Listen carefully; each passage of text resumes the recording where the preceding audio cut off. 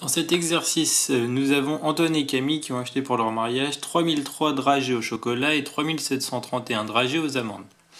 Dans la première question, Antoine propose de répartir ces dragées de façon identique dans 20 corbeilles. Chaque corbeille doit sûr avoir la même composition. Combien lui reste-t-il de dragées non utilisées? Donc ici, il faut juste faire 3003 divisé par 20 et 3731 divisé par 20. Donc tout simplement poser la division euclidienne. Dans la question 2, Camille et Antoine changent d'avis et décident de proposer des petits ballotins dont la composition est identique. Ils souhaitent qu'il ne leur reste pas de dragées. Camille propose d'en faire 90, ceci convient-il? Donc tout simplement ce que vous avez à faire, c'est de faire 3003 divisé par 90, 3731 divisé par 90 et regarder si notre reste est égal à 0 ou pas. Dans la dernière question, ils se mettent d'accord pour faire un maximum de ballotins. Combien en feront-ils et quelle sera leur composition? Eh bien ici on va devoir chercher le PGCD, donc le plus grand diviseur commun à 3003 et à 3731.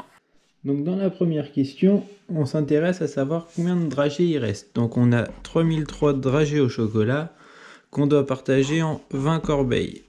Donc il y va une fois, il nous reste 10, on descend le 0, 5, 5 fois 20, 100, on descend le 3, 0 fois. Donc il va nous rester 3 dragées au chocolat et on va faire 150 corbeilles. Ensuite, je fais la même opération avec 3731 que je vais aussi diviser par 20. Donc il y va une fois, 17, on descend le 3, il y va 8 fois 160, je descends mon 1, il y va 6 fois 120, 11. Donc il va me rester 3 plus 11, 14 dragées. Donc si vous ne savez plus poser les divisions, vous allez prendre votre calculatrice et faire 3003 divisé par 20, ce qui va vous donner 150,15. Donc vous avez 150 corbeilles et ici c'est votre reste. Donc pour savoir précisément combien il va vous rester de dragées, vous devez faire 3003 moins 20 fois 150. 20 fois 150 va nous donner 3000 et il nous reste bien le 3. Si on fait pareil avec 3731 divisé par 20, on va trouver 186,55. Donc on a bien nos 186 dragées dans notre corbeille. Et on a donc 3731 moins 20 fois 186. Il nous restera 11, ce qui fera 11. 3 plus 11, 14. Donc il y aura bien 14 dragées non utilisées. Ensuite, Camille propose d'en faire 90. Donc on a tout simplement regardé si 3003 est divisible par 90, ça nous donne environ 41. Et 3731 divisé par 90, on va trouver aussi environ égal à 41. Mais on ne trouve pas 41 piles. Donc la réponse ne peut pas convenir.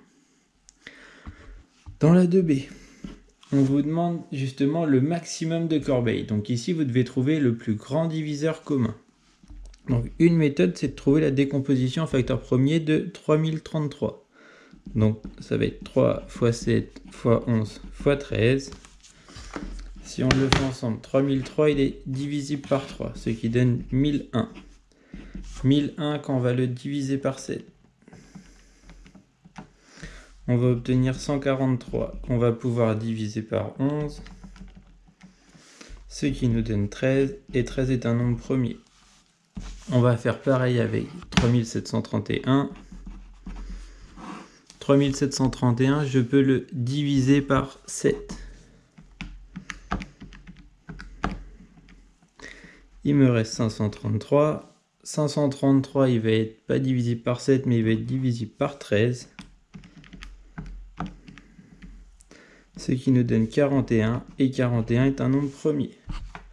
Donc j'ai 3003 qui est égal à 3 fois 7 fois 11 fois 13, et 3731 qui est égal à 7 fois 13 fois 41.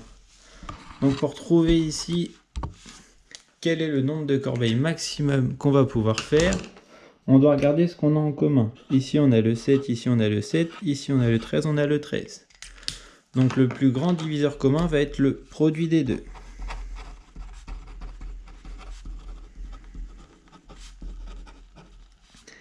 Et 7 fois 13 qui nous donne 91. Et lorsqu'on va faire la division 3003 divisé par 91, ça va nous donner 33 dragées au chocolat. Et 3731 divisé par 91 va nous donner 41 dragées aux amandes. Donc ici, 3 fois 11, ce qui nous reste 33, et notre 41 qu'on retrouve bien ici. Il y aura 33 dragées au chocolat et 41 aux amandes.